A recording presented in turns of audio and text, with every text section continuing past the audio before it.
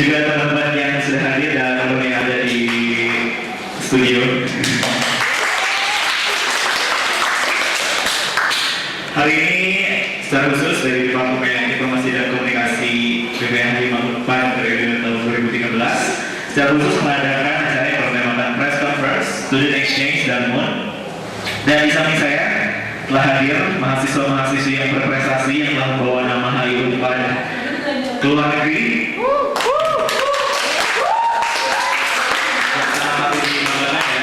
Dan di sini kita akan sedikit mengupas sebenarnya mereka itu kemarin ikut program apa dan pengalaman mereka di sana itu seperti apa. Siapa tahu ya di sini teman-teman dan akan ada teman-teman HI Unpad yang lain juga akan memberikan motivasi kepada teman-teman HI Unpad lainnya untuk juga menorehkan prestasinya tidak hanya di pertarakan nasional tapi juga melewati batas negara yaitu internasional. Dan di sini sudah hadir beberapa orang, ada 7 orang ya, dan beberapa orang lagi nanti akan menyusul. Dan sebelumnya saya akan memperkenalkan diri dulu, saya Sigi dari Departemen Informasi dan Komunikasi HIMA HI Unpad. Dan di samping saya, mungkin bisa memperkenalkan diri masing-masing dari sebelah sini dulu kayaknya. Silakan. Saya Dini Salmiati, HI 2011. Vidi Nova HI 2011. Dan Maestra dari Bali, HI Unpad 2010. Ilham HI Unpad 2011. Rina HI Unpad 2009. Dian HI Unpad 2009. Aku Unan HI Unpad 2009.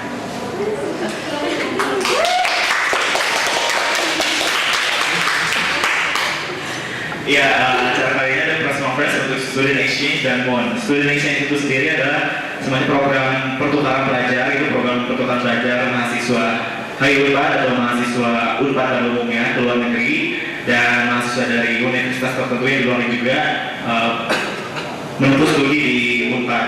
Dan untuk MUN sendiri adalah acara khusus yaitu Model Indonesia, di mana nanti mereka menceritakan seperti apa sih MUN itu pada umumnya dan program yang mereka ikuti itu seperti apa. Dan sekarang kita akan mulai mengupas Student Exchange mahasiswa yang kemarin kalau nggak salah ke Malaysia ya dan teman-teman Malaysia ya. Kurang dong. Nah sebelumnya saya ingin tahu nih, mungkin salah satu dari Teteh dan Ilham juga untuk menceritakan program yang kemarin diikuti itu program apa, dari nama programnya, terus penyelenggaranya siapa, terus dalam rangka apa program itu dilaksanakan, serta mungkin bisa menceritakan persyaratan untuk lolos seleksi seperti apa, lalu proses seleksinya sendiri seperti apa, dan hari pelaksanaan itu dari kapan hingga kapan. Itu nanti mungkin dicari. Mungkin bisa langsung mulai diutarakan.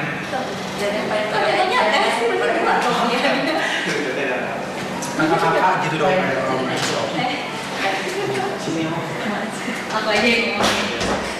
Sebelumnya ini udah 3 tahun ya FISIP mengadakan kerjasama Student Exchange dengan Universitas di Malaysia.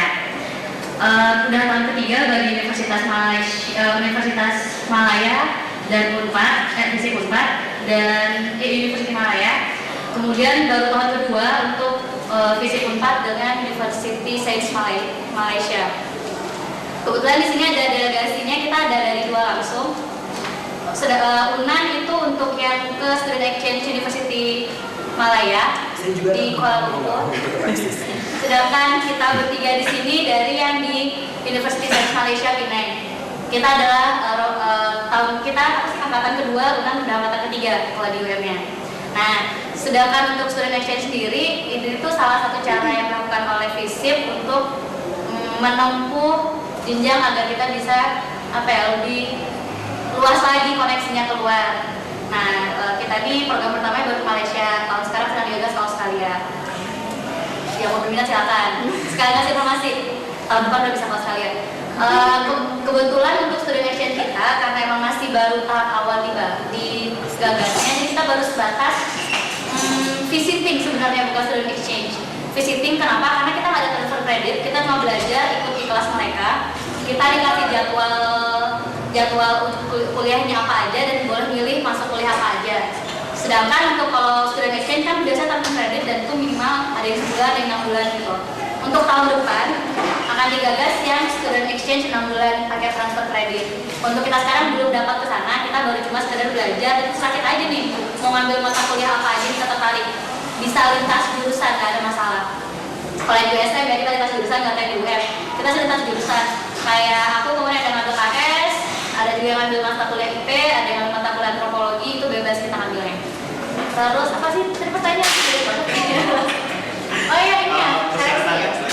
Kalau seleksi kita tuh kemarin diambilnya tuh dari perwakilan, ada 2 langkah, dari LK sama dari nilai akademis. Akademis itu syaratnya IPK-nya di atas 3,5. Kalau yang LK itu siapapun nggak pakai IPK perasaan, nggak pakai IPK perasaan, yang penting dia perwakilan dari LK, boleh 5, boleh LK apapun yang ada di FISIP. Nah biasanya sih nanti yang bakal diambil diusahakan perwakilan dari masing-masing LK ada gitu. Dan dari yang lulus lewat seleksi akademis juga ada gitu. Pertama kita seleksinya berkas dulu, itu kita juga bikin yang namanya apa sih presentasi kita? Esai gitu, esai tertulis gitu tentang temanya tentukan tiap tahun. Kalau kita sekarang kemarin dapatnya tentang nggak pakai tema sih, bebas, yang jelas ada hubungannya. Kalau biasanya sih nggak ada hubungannya dengan kita dan Malaysia, dan itu kalau bisa yang bisa kita terapkan nanti setelah kita di Malaysia. Walaupun kenyataannya sih kita nggak banyak yang nerapin ya, karena udah nggak ada yang nerapin malahan. Oh jangan nerapin.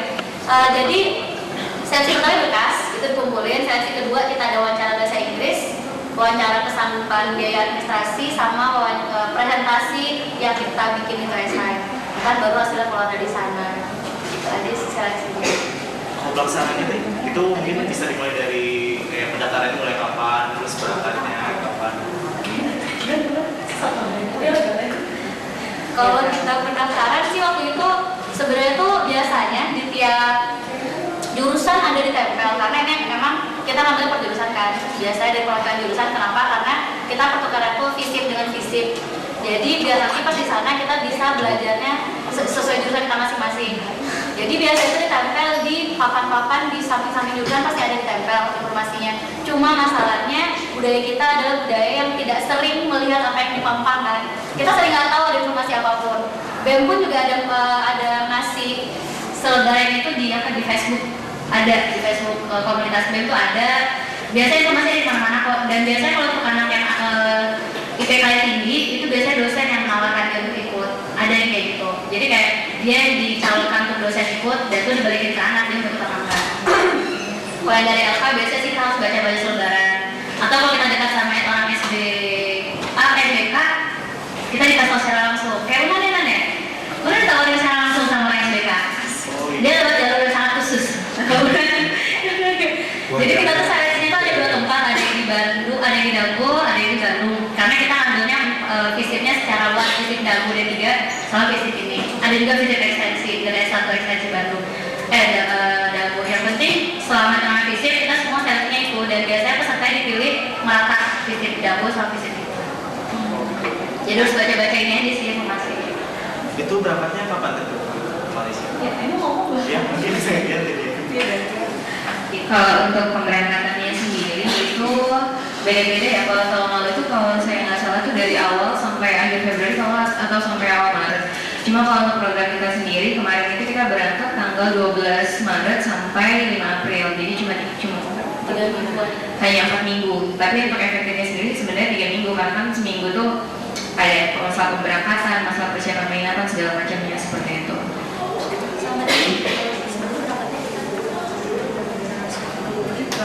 Sebenarnya ada sedikit permasalahan. Jadi entah mungkin bargaining position dari visit kitanya yang kurang bagus atau gimana. Harusnya kita berangkat pada bulan Januari. Saya dengar dari orang yang harus menjadi ketua rombongan untuk USM tahun ini, katanya harusnya berangkat pada bulan Januari karena supaya nggak mengganggu kuliah kita di sini. Tapi pihak USM-nya bilang mereka pun baru masuk itu pada awal pada bulan Februari. Jadi kita harus mengikuti jadwal mereka. Sementara pada saat mereka nanti ke Pajajaran, itu pada saat kita sedang melakukan SP. Jadi ya memang ada sedikit permasalahan dalam pemberangkatan itu.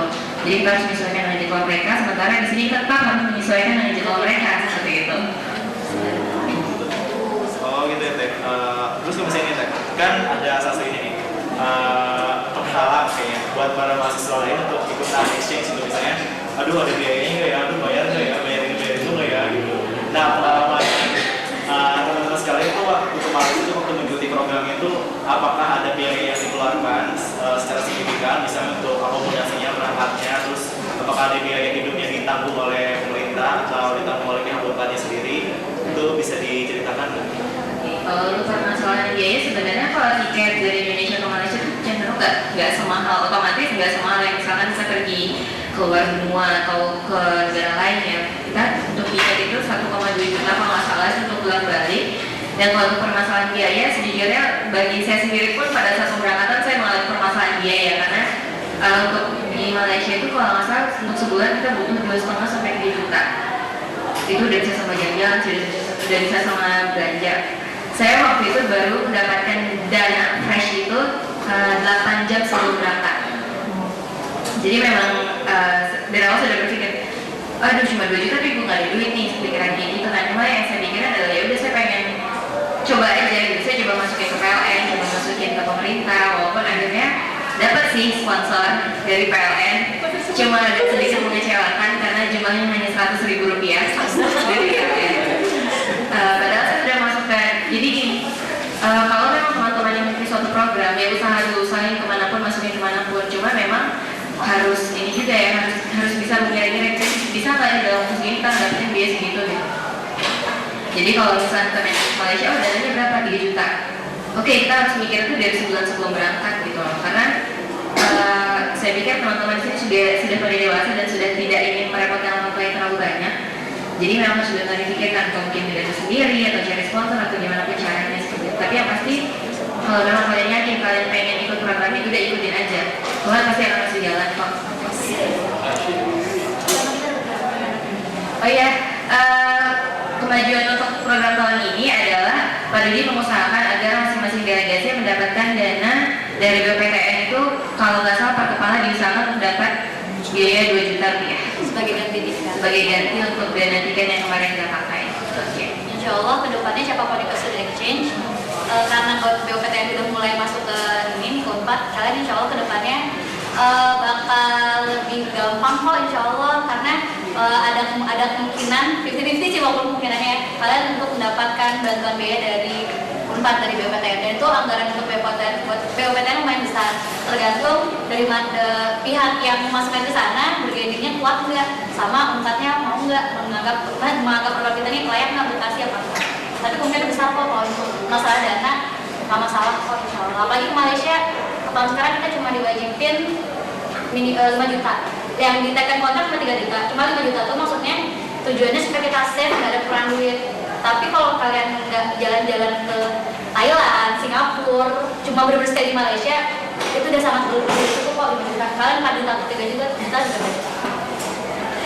Ya sedikit tambahan aja dari saya kalau mungkin teman-teman mikir aduh IPK-nya harus 3,5 enggak kok, ada praksisnya juga nggak harus 3,5, ada yang pengen juga 3,5 gitu ikut karena permasalahannya adalah kalau pengen ikut kita buktikan walaupun IPK kita hanya 3,5 kita bisa kok bersaing dengan orang lain IPK-nya di atas kita gitu. IPK itu nggak menjamin apapun, kalau memang kita mau usaha kita mau merasa kita mampu yuk cobain aja. Kalau nanti kita tinggal nanya aja misalkan ada siapa 3,5 minggu IPK saya 3,4 nih gimana ya nggak nyampe 3,5 pasti bakal dibolehin kalau untuk datang soalnya kita bisa mungkin merasa yang lebih besar. Makasih.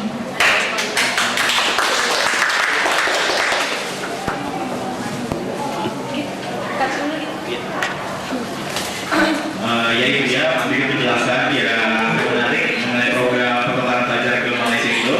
Dan selanjutnya kita nanti akan mengupas nih tentang MUN ya. Tadi kan udah Student Exchange, selanjutnya kan MUN. Mau tahu itu seperti apa dan kemana-mana tetap di Press Conference Student Exchange dan MUN dari 5 Hari 2013. Kembali di acara Press Conference Student Exchange dan MUN dari 5 Hari 2013.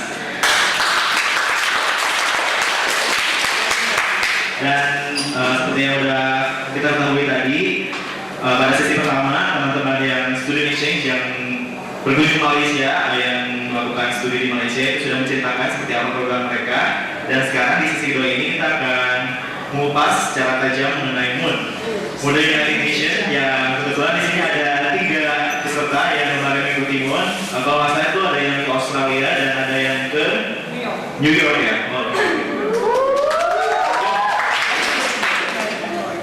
Oke, langsung aja mungkin pada Denisa, Bida atau Saudara Westra untuk menjelaskan program MUN yang kemarin kalian ikuti itu seperti apa programnya. Basically sama pertanyaan seperti yang sebelumnya, itu dari nama acara, penyelenggara, terus persyaratan dan proses seleksi itu seperti apa. Ya, Assalamualaikum warahmatullahi wabarakatuh. Saya Billy Noval. Pertama saya mau apresiasi dulu ya ke Hima sekarang, kayak udah Hima kemarin juga sih sebenarnya udah mau kayak lebih consider ke acara-acara kayak exchange abis itu MUN gitu ya. Semoga Hima ke depannya kayak gitu nggak cuma ini Hayupan tuh nggak cuma dikenal dengan acara musiknya gitu banget gitu, acara olahraganya keren juga gitu. MUN yang saya ikuti kemarin itu National Model United Nations New York 2013. Itu National Model United Nations itu diadain sama, itu pertama itu cuma buat national doang buat US American, tapi karena udah bagus jadi dibuka untuk internasional juga. Walaupun ya kalau misalnya kalian dapat award apa juara di sana masih dikenalnya sebagai juara nasional di Amerika, bukan juara internasional gitu ya.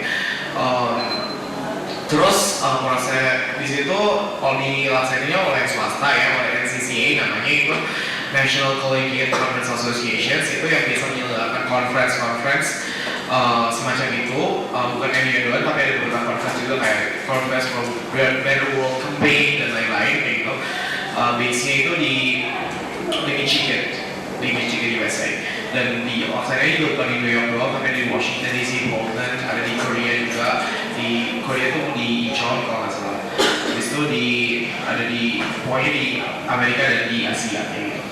Kalau proses seleksinya itu biasa kita kayak kan udah pada tahu punya Unpad for MUN, satu komunitas MUN pernah di Unpad ya emang biasanya itu buat seleksi doang gitu. Sekarang kan UHI udah punya kan kayak pembinaan MUN sendiri ya. Semoga kita dari pembinaan MUN di hari ini kita bisa meloloskan mahasiswa HI ke di MUN, di seleksi MUN yang dilaksanakan oleh Unpad for MUN, karena kebetulan kemarin-kemarin emang masih jarang cuma beberapa doang, kebanyakan kan anak-anak kampus yang dimana gitu ya, yang sering ikut gitu ya, sering lolos karena mungkin masih kampus centric gitu ya. Itunya seleksinya CV, motivation letter, sampai interview. Essay juga, habis itu interview. Temanya macam-macam.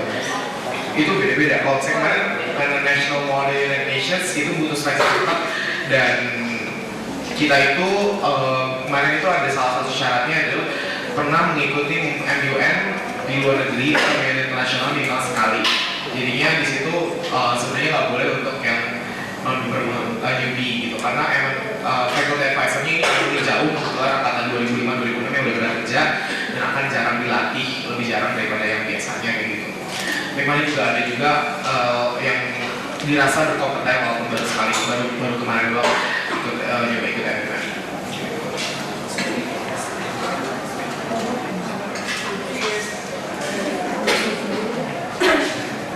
Ya, kalau saya dengan Kak Westra adalah 2 orang dari 14 orang delegasi Unpad untuk Harvard World Model United Nations. Harvard World Model United Nations ini atau suka kita kenal dengan World MUN, yang mengadakan adalah Harvard University. Model United Nations ini sudah diselenggarakan sama yang kita ikutin ini 22 kali. Jadi memang setiap tahun diselenggarakan oleh Harvard University, bekerja sama dengan hosting universities di setiap tempat di setiap tahun. Misalnya Australia, Harvard bekerja sama Monash, sama MIT, sama UNIMED gitu. sama seperti Vijay proses seleksinya, cuman kalau kita karena sebelum konferensi itu kita 6 bulan sudah ada rekrutan, jadi kita lebih agak lebih panjang seleksinya, karena kita CV, lalu essay, motivation letter, terus kita ada simulasi dulu, kita ikut diseleksinya simulasi itu, setelah simulasi baru wawancara tentang aktivitas baru resmi jadi delegasi. Kemudian di sana kita kebetulan Unpad dapat negara Senegal, jadi kita merepresentasikan Senegal dan dibagi dalam beberapa komite, ada sekitar 6 komite. Lalu kita di sana ya seperti biasa sesuai topik memperjuangkan kepentingan Senegal gitu. Untuk kehidupan di sana sendiri diceritain kayak iya, jadi ya di sana kita untuk biaya sendiri kita alhamdulillah dapat sponsor walaupun nggak begitu banyak, tapi alhamdulillah dapat lah ya gitu. Jadi nggak terlalu berat banget walaupun nggak terlalu banyak gitu. Kita biasa pesan tiket bareng-bareng seperti itu, tinggal di sana bareng-bareng, dan di sana di Australia lumayan termasuk biaya hidupnya mahal, jadi di sana memang harus hemat-hemat kecuali emang bawa budget untuk belanja gitu. Karena di sana bahkan teman saya yang orang US pun bilang di sana biaya hidupnya untuk makan aja mahal gitu. Jadi kita di sana hemat-hemat, emang di sana tujuannya untuk konferensi. Jadi kebetulan di sana konferensinya 5 hari, tapi kan tinggal 2 minggu gitu. Ya alhamdulillah sih kalau enaknya exchange sama Moon ini, walaupun cuma berapa hari, tapi kita bisa di-spend-nya minta lebih, dan itu kita bolosnya ya resmi lah ya gitu. Tapi itu boleh ini sih, cuman ya di situ istilahnya kita hal utama fokusnya ya tetap aja konferensi misalnya exchange, ya fokusnya exchange bukan jalan-jalan ke Singapura atau mananya. Kita juga kalau ngomong ya fokusnya konferensi 5 hari itu gitu. Ya seperti itu aja sih kira-kira. Kembali MC. Nah ini dia salah satu peserta juga yang baru datang, ini Nisa Gise ya. Nisa Gise juga ini adalah salah satu peserta yang paling ke Malaysia, ikut tim teman-teman UM ya, Universitas Malaya. Oke, sekarang kita langsung aja ke sesi sharing. Di sini kita ingin sedikit meminta mengetahui pengalaman teman-teman sekalian di sana itu seperti apa, misalnya kayak apa yang kalian temui di sana, terus apa yang kalian pelajari, terus kayak menceritakan kehidupan sosial di sana itu seperti apa sih? Mungkin bisa dari yang yang Australia dulu kayak ya.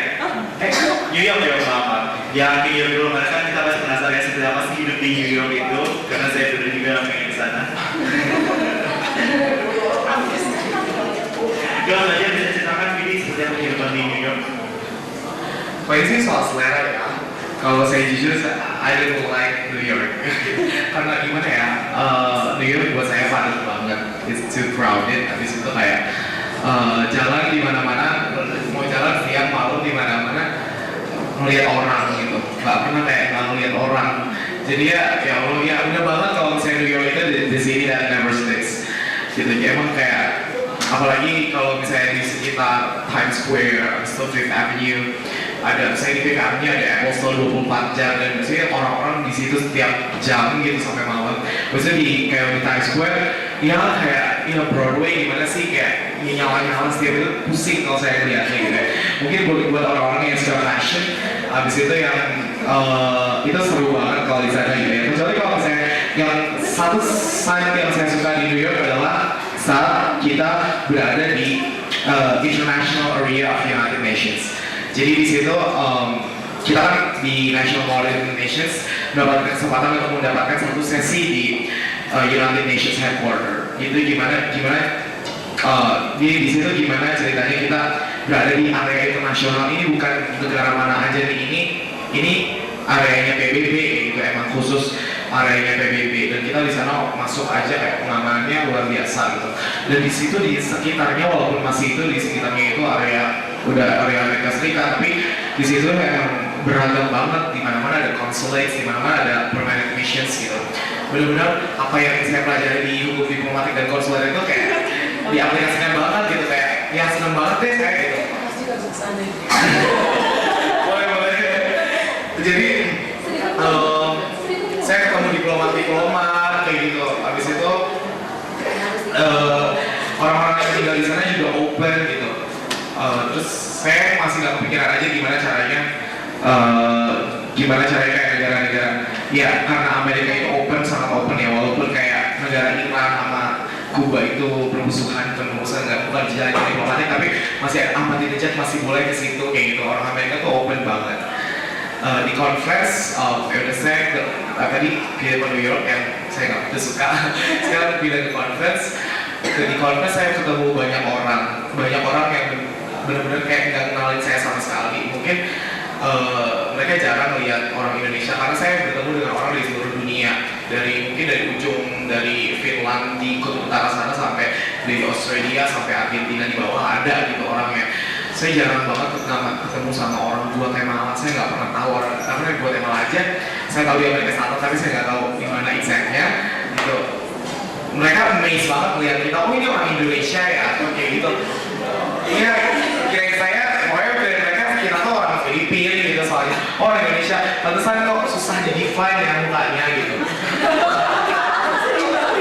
Jadi susah di define karena kulit kita tuh not as yellow as Chinese, tapi nggak sehitam orang-orang nggak sesipit orang-orang Chinese dan nggak sekuning orang-orang Filipina juga dan nggak sehitam orang-orang hitam.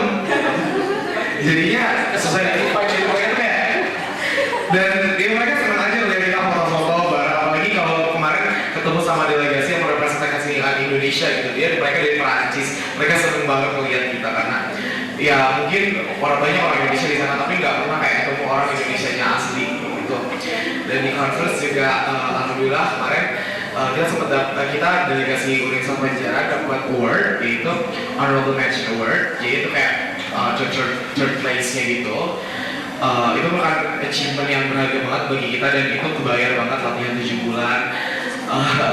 Habis itu ya susah nyari duit bareng-bareng dan lain-lain.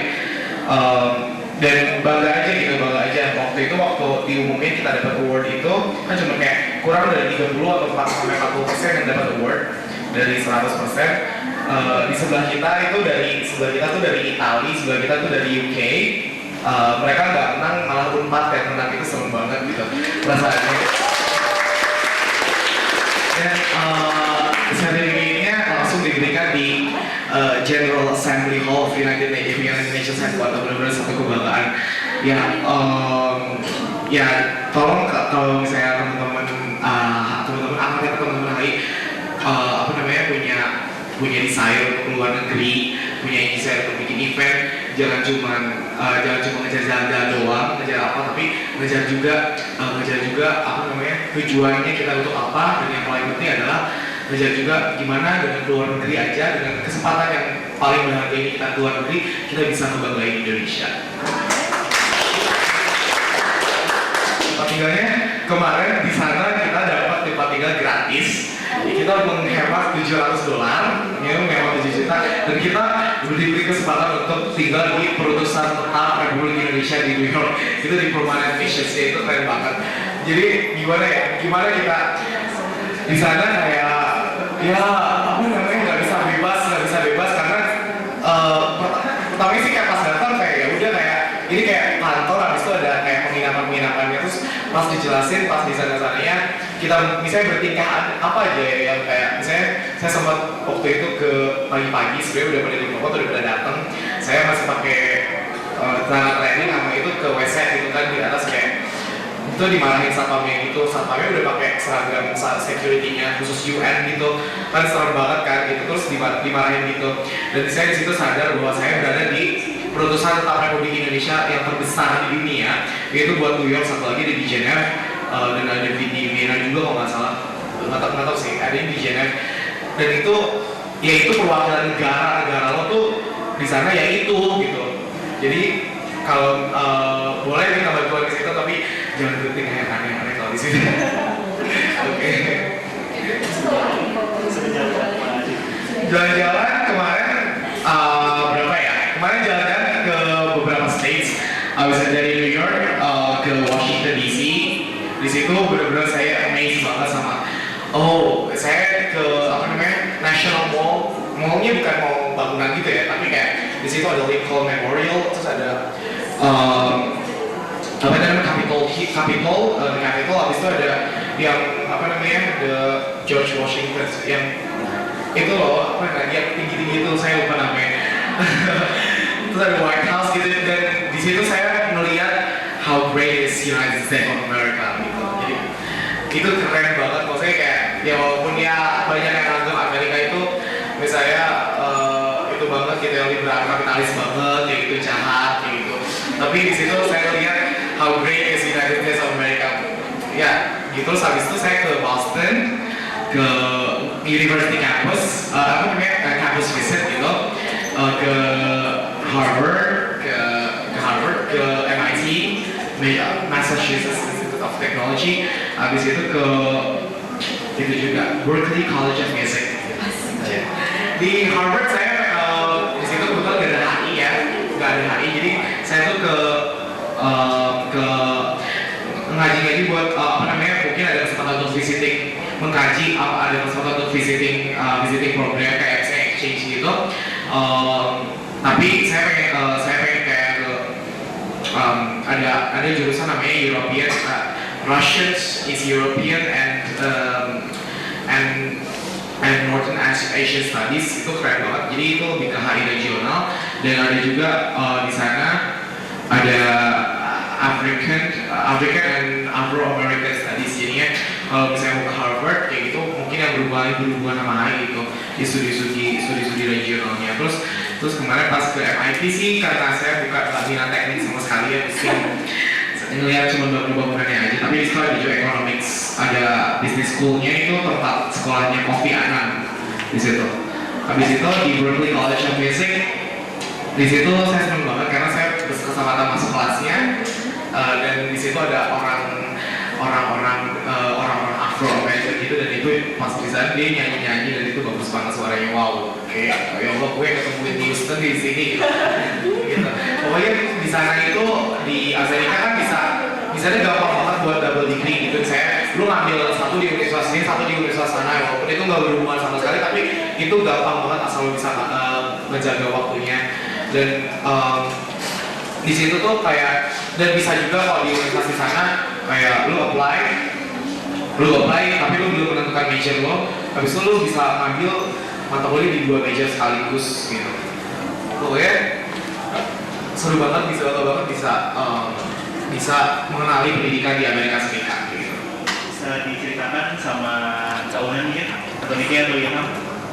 Kita kan dari 2 tempat berbeda. Oh iya, mungkin satu-satu dulu. Iya, berbeda pas COVID-19. Ini yang aja.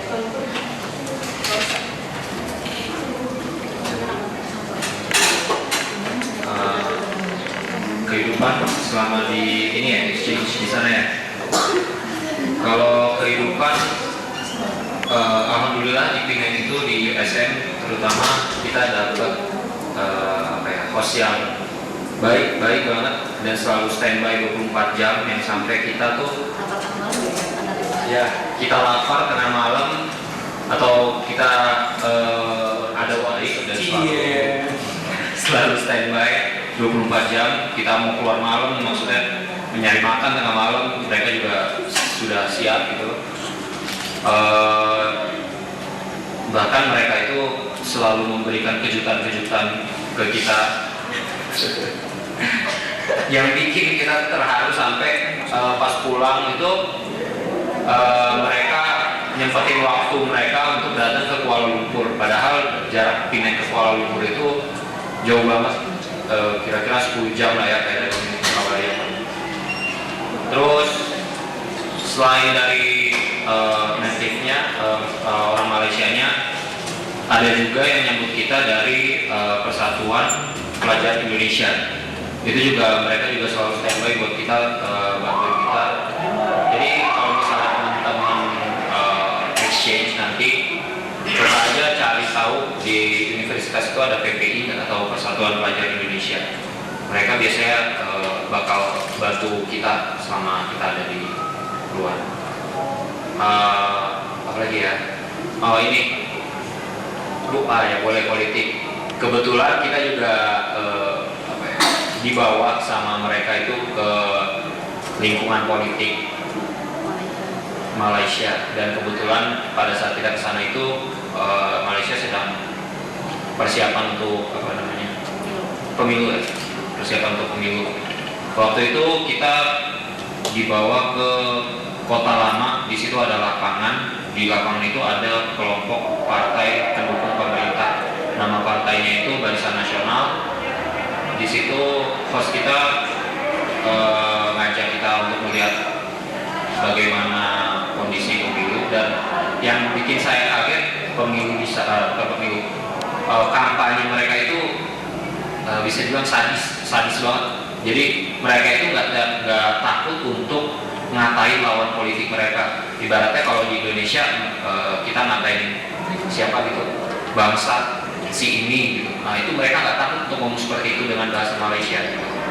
Jadi waktu saya tanya itu artinya apa, mereka bilang pokoknya itu backwards lah gitu. Jadi itu kata-kata yang nggak baik gitu.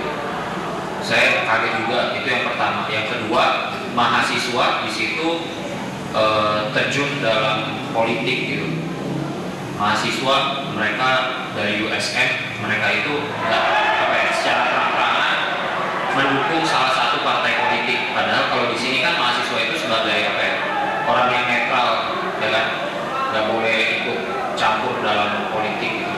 Nah kalau di sana enggak, mereka secara terang-terangan ikut salah satu kubu, ada yang oposisi, ada yang pendukung pemerintah. Terus kebetulan juga kita diajak untuk diskusi oleh jurusan, atau di sana kurs namanya jurusan Government Science. Nah di situ kita diajak diskusi temanya. Mereka tuh klub perdamaian namanya. Ya. Kita akan diskusi tentang persengketaan Indonesia Malaysia. Ya. Diaspora budaya. Diaspora budaya yang intinya tentang Indonesia dan Malaysia, konfliknya gitu. Nah kita tuh awalnya ya oke lah, dan kita udah persiapin materi untuk diskusi, dan ternyata kami beberapa jam sebelum diskusi kita baru tahu ternyata mereka itu ada kepentingan untuk melakukan diskusi itu. Mereka itu ada dari partai pembangkang, atau di sini partai oposisinya gitu. Dan itu cukup gimana ya, kita udah serem juga, waktu kita mau dimana nah itu mau mundur nggak enak kan, kita udah juga ya khawatir kita dimanfaatkan. Jadi ya kita tetap ikuti diskusi itu, dan alhamdulillah berjalan lancar meskipun mereka belum bisa menang. Nah di diskusi itu ternyata kita juga menemukan banyak perbedaan budaya antara Indonesia dan Malaysia. Salah satunya itu adalah budaya demonstrasi. Kalau di Indonesia kan kita melihat demonstrasi itu ada hal wajar kan. Nah kalau di Malaysia itu tuh perbuatan yang teruk, yang buruk bagi mereka. Jadi mereka tuh nggak bisa terima ketika ada mahasiswa yang demonstrasi, terutama waktu itu kan mahasiswa Yogyakarta demonstrasi mengenai konflik Indonesia-Malaysia. Nah mereka tuh masuk di situ. Waktu itu kata mereka ada mahasiswa dari Yogyakarta demonstrasi tentang sifat dan kita gitu. Nah bagi kita kan itu maksudnya demonstrasi itu aspirasi, pengungkapan aspirasi, dan itu hal yang biasa. Bagi mereka demonstrasi itu udah seperti kayak mungkin kudeta kali ya, semacam itu. Jadi mereka tuh menganggapnya itu buruk banget, dan kita coba menjelaskan kalau perbedaan antara budaya Malaysia dan Indonesia di hal demonstrasi ini ada hal yang wajar gitu. Itu terus apa lagi ya, kehidupan sosial lagi di Bali antar Pineng dengan daerah lain itu juga beda. Contoh saya banyak dengar Pineng itu alhamdulillah ramah-ramah, dan kalau di Kuala Lumpur itu pedagangnya galak-galak, bahkan orang biasa pun kalau kita nanya kurang ramah gitulah. Bukan pedagang sih, semuanya ramah. Mungkin ada yang share-nya.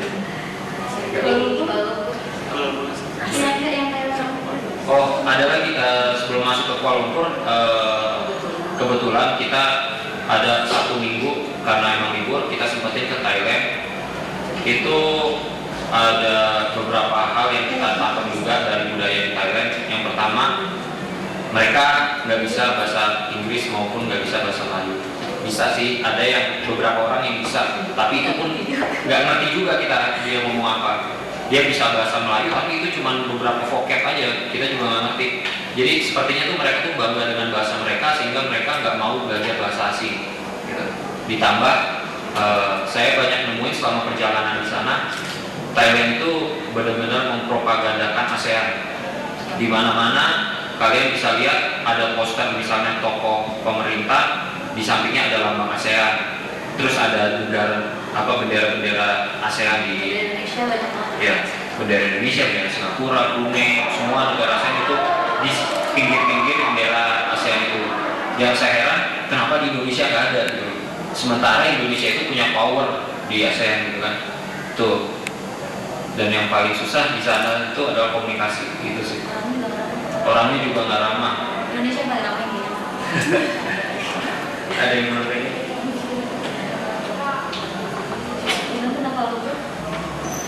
Ya tadi dari US kan ke aku sama Niki, kebetulan kita dapatnya di UM Kuala Lumpur University Malaya. Banyak sih sebenarnya hal-hal yang kita temui di sana yang berbeda dan juga bisa menjadi pelajaran buat di sini. Kalau aku paling suka itu melihat mulai dari budaya sama dari pendidikannya. Aku suka banget di UM karena dosen-dosennya tuh benar-benar profesional sekali. Mereka tuh sangat patuh sama jadwal, tidak ada yang namanya telat atau tidak datang gitu kan. Dan kalau tidak datang itu pemberitahuannya 1 minggu sebelum dia tidak datang. Kan agak sedikit berbeda dengan yang di sini ya. Seperti itu lah ya. Iya, soalnya emang ini kenyataan, jadi kita harus apresiasi. Dan kalau misalnya kita melakukan sesuatu yang bagus, kenapa kita tidak mengapresiasi dan mencoba untuk menerapkannya di sini. Dosen-dosen di sana itu aku temukan mereka tuh benar-benar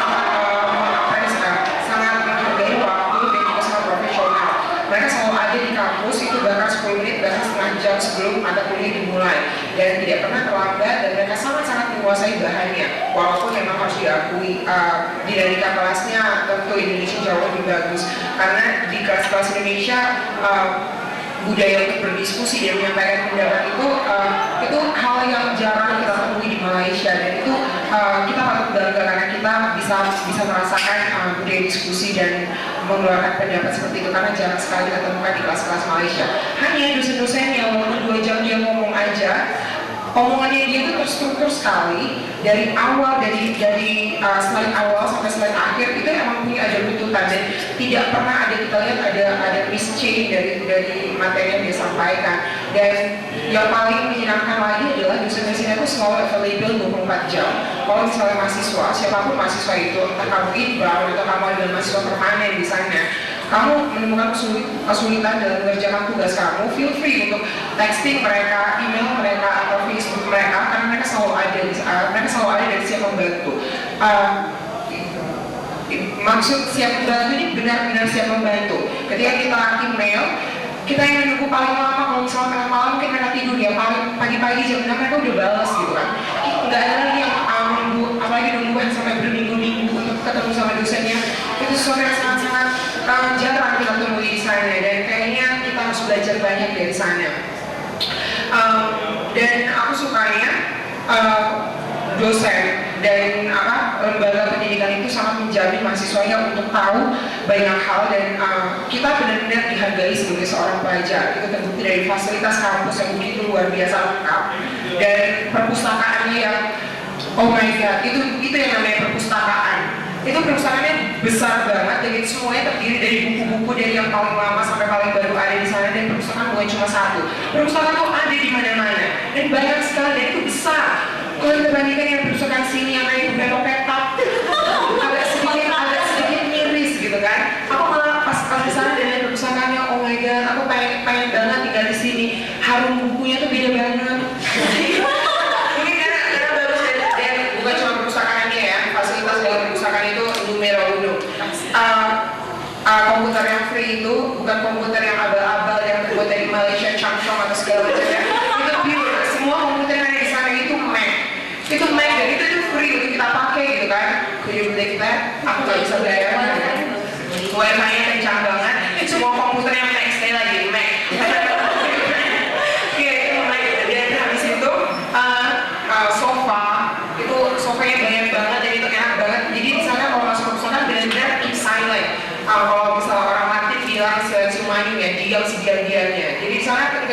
perusahaan gak ada lagi orang yang berisik atau sibuk gitu gak ada, bahkan handphone pun gak bunyi di sana ya, itu benar-benar jauh banget. Kalau misalkan karena Malaysia tuh panasnya luar biasa, lebih panas dari Jakarta, biasanya mahasiswa di sana menghabiskan waktu siangnya kalau ada break di perpustakaan, bukan untuk baca tapi tidur siang.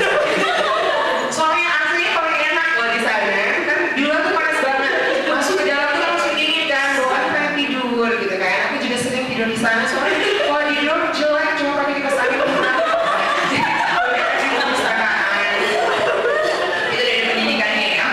Terus juga ya ada satu lagi yang paling berkesan dan paling membekas di hati itu adalah pada saat malam terakhir kita punya acara kan cultural night itu dari jam 8 malam sampai jam 11 malam.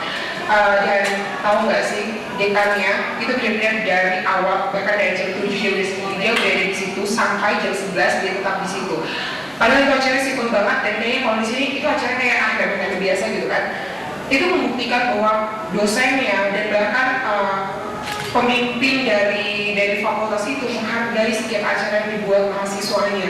Aduh, aku sampai hampir nangis ya. Kita dipanggil satu-satu untuk diberikan sertifikat. Itu adalah hal yang agak sedikit jarang saya temui di sini. Biasanya sertifikat dibagi belakangan, diambil sendiri gitu kan. Tapi di sana tidak.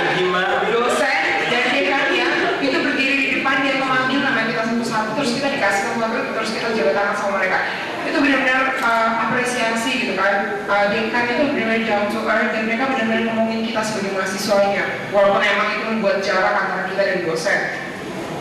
Selain itu, kalau dari budayanya, pas pertama nyampe di sana, kebetulan di semester genap itu, jadi mereka tinggalnya itu per dorm. Kalau kita kan tinggalnya kosan kan, kalau mereka itu dorm. Jadi kegiatan mahasiswa, UKM dan lain-lain itu lebih banyak ditangani oleh dorm. Nah, mereka punya pembagian besar dua. Jadi semester ganjil mereka fokus pada sukan, olahraga. Jadi sepanjang semester ganjil itu semua kegiatannya olahraga. Dan kalau misalnya semester genap itu kegiatannya seni ya. Kita kesana dan kita berkesempatan ikut festival seni. Dan aku miris dan kita semua yang kesana kita nangis. Bukan karena harganya mahal 3 ringgit kayak itu sebenarnya. Tetapi yang paling miris itu adalah dari awal sampai akhir yang mereka pentaskan di sana ada semua kebudayaan Malaysia, Indonesia gitu kan. Mulai dari saman, dari mana-mana semuanya ada itu. Dan mereka ngakuin kalau itu ada budaya Indonesia. Padahal aku nggak nangis karena mereka mengakui budaya Indonesia. Kalau aku tangisnya adalah mereka membawakan budaya Indonesia dengan begitu bagus. Dan bahkan aku jarang menemukan anak-anak mahasiswa yang bisa membawakan tari saman dengan begitu bagus, hampir sama seperti mereka gitu kan. Itulah yang akhirnya menjadi pelajaran berarti buat kita. Jangan cuma ribut gitu kan. Aduh, kamu ngeklaim budaya kita, tetapi cuma itu yang kita lakukan. Kalau kamu tahu bahwa itu budaya kalian, entah siapapun yang mau klaim, nggak peduli sama mereka. Mulai dari kita cintai dan mulai kita lestarikan dengan sepenuh hati gitu kan. Karena orang yang ngeklaim pun mereka ngelakuin budaya kita dengan sepenuh hati. Itu lebih mengenal kita loh. Ya itu aja. Jadi sama-sama dikit ya. Oke, mungkin itu semuanya tadi udah dijelaskan banyak ya sama Pak Benar. Cuma itu ingin menambahkan aja mengenai masalah dosen. Jadi emang dosen di sana tuh benar-benar dia konsisten sekali dengan tugasnya. Dia ketika dia tidak bisa mengisi waktu dia mengajar, dia menggantikannya dengan online. Padahal dia lagi ada tugas waktu itu di Sabah, kalau nggak salah ya Kak, di Sabah. Dia bela-belain jam 9 malam dia bikin grup chat online itu untuk mendiskusikan masalah gitu. Jadi itu dinilai. Dan itu sudah menggunakan yang pengalaman dari teman-teman yang Malaysia dan kehidupan sosial seperti apa di sana kita udah tahu banyak. Dan sekarang kita beralih ke ini rombongan Sydney. Bener kan Sydney ya? Melbourne, sini juga. Nah, di Australia itu biasanya sama pertanyaannya pengalaman kalian seperti apa, terus kehidupan sosial di sana itu seperti apa? Bisa diceritakan mungkin oleh Gus? Mungkin karena waktu terbatas, di sini saya akan cuma men-share aja kali ya buat teman-teman. Sebenarnya apa sih bisa kita lihat sisi bagusnya dari Melbourne ke sini atau mungkin daerah-daerah Australia lainnya beserta orang-orang di dalamnya. Pertama, Melbourne itu adalah kita tahu ya kalau Melbourne itu tahun 2012 kemarin atau 2019 kemarin itu dinobatkan sebagai the most livable city.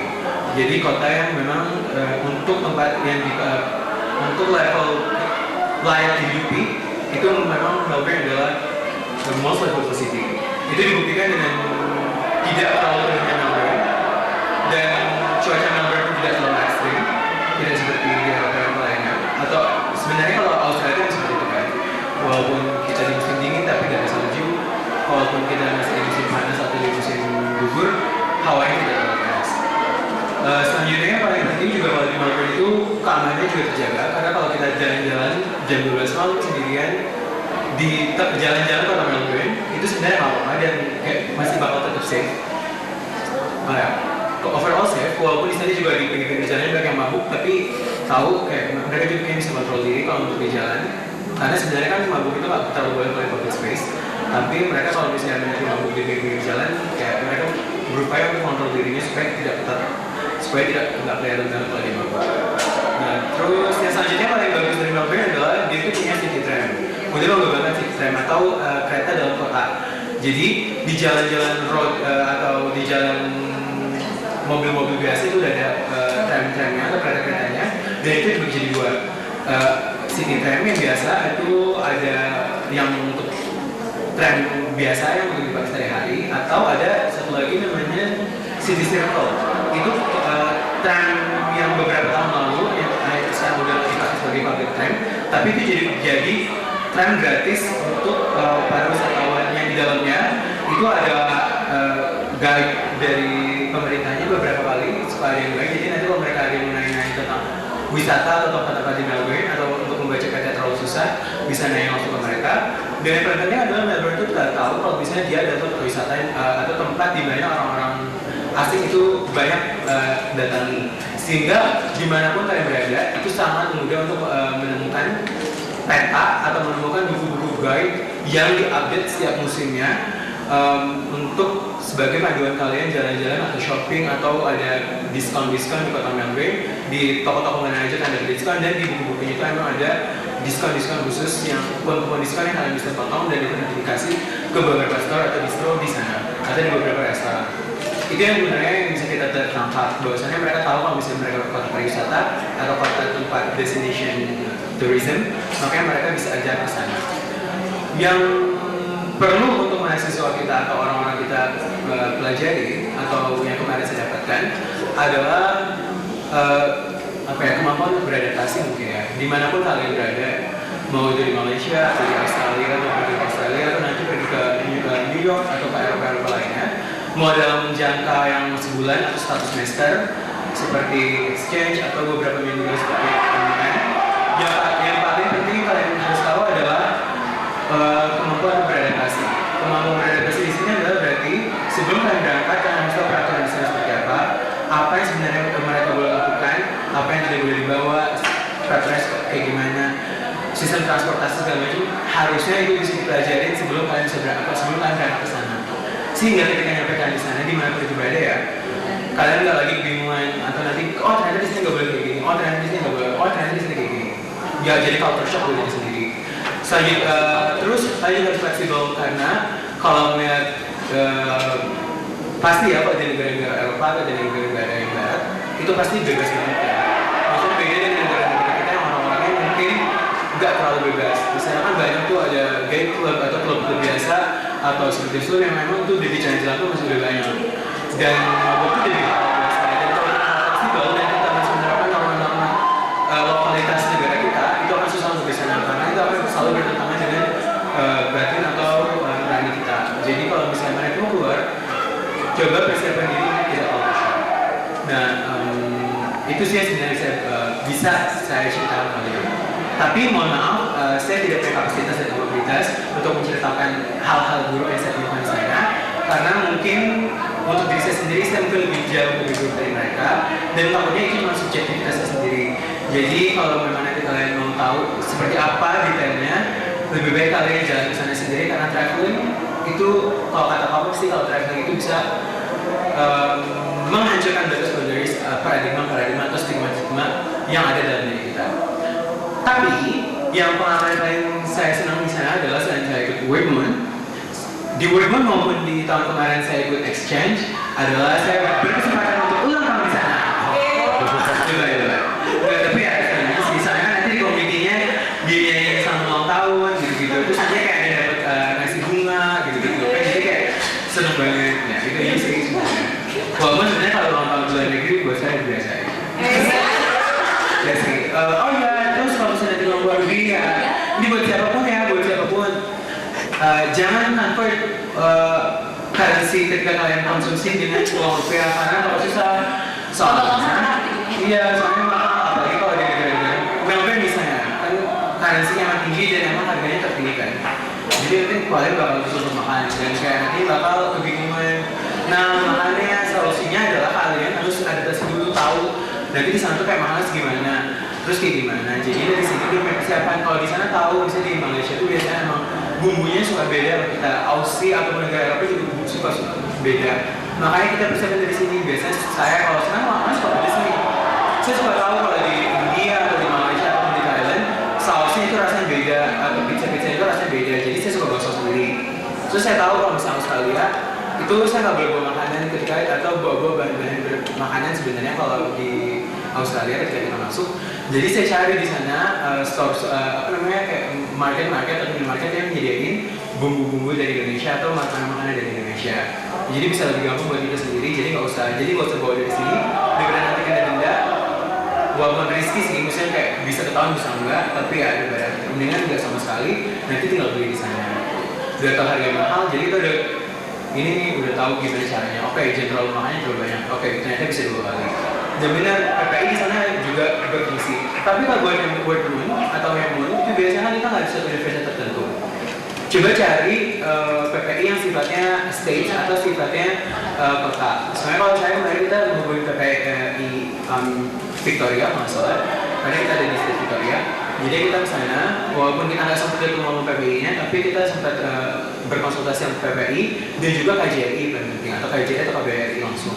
Soalnya kita kasih tahu dulu kalau ke sana, sehingga mereka bisa persiapan kalau misalnya nanti ada ngadain acara atau mereka ternyata punya fasilitas Vijay misalnya ternyata mereka punya fasilitas untuk minat. Jadi kita nggak usah lagi mikirin hotel kita kayak gimana, atau nanti kita nggak usah apa lagi. Jadi bisa lebih gampang. Menurut saya itu sih yang bisa dibawa ke sana. Untuk Melbourne sendiri atau untuk konferensi sendiri, pokoknya apapun tujuannya, kalau selama kalian sungguh-sungguh melaksanakan itu bakal berhasil. Ya apapun conference atau lomba olahraga, lomba kesenian, musik, go ahead. Thank you. Oh ya, tambahan sedikit dari saya.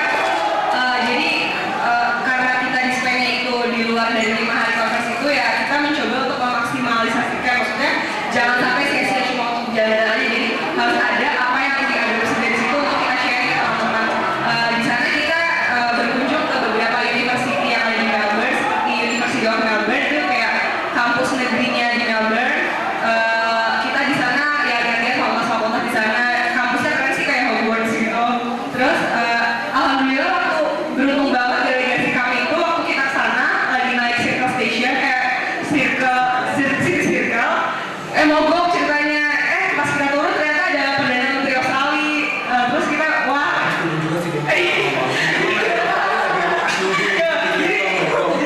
Jadi Circle mogok. Lalu kita turun.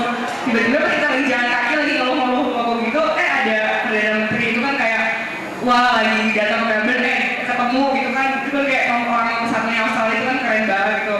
Kita di sana muter-muter ke tempat-tempat yang gratis lah ya, kayak museum gitu. Oh ya, ini sudah banyak tapi yang gratis. Oh ya, ada sih beberapa.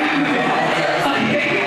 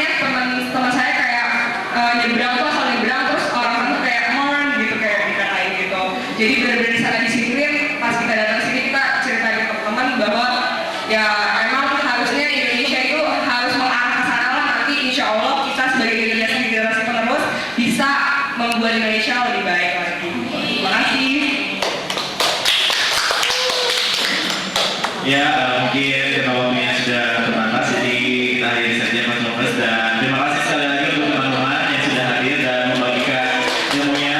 Mungkin bisa menginspirasi teman-teman hari yang lain untuk juga memasarkan prestasi dan mengikuti jejak teman-teman yang di sini. Terima kasih kepada Denisa, Westra, Ilham, Setrina, Tidian, Kauna, dan Nike. Terima kasih, dan ada yang mau saya ucapkan juga. Semua kita akhiri itu orang yang berilmu itu tapi tidak membagikan ilmunya, saya dan juga akan mati bersamanya. Dan tapi orang yang membagikan ilmunya, saya nama dan ilmunya akan selalu hidup. Oke, sekian dan terima kasih. Sampai jumpa di konferensi.